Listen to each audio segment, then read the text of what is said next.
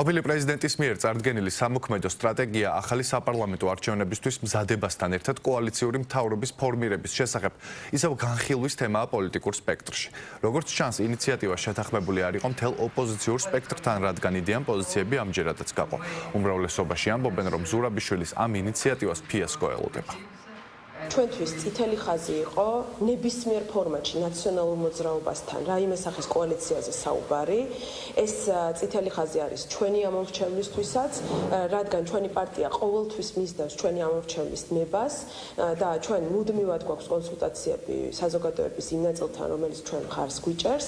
აქედან გამომდინარე, რა თქმა უნდა, კოალიციურ ნებისმიერ ფორმატში ჩვენ ნაციონალურ მოძრაობასთან არ ვიქნებით. რაც შეეხება ზოგადად ოპოზიციურ გეგმებს, ჩვენ ვართ კოორდინაციაში, თანამშრომლობთ ორ საკითხთან დაკავშირებით, ეს არის სინდისის პატიმრების უპირობო გათავისუფლება და რა თქმა უნდა, ჩვენი ევროპული მომავლის გაცოცხლება ხელახალი არჩევნების დანიშვნის გზით.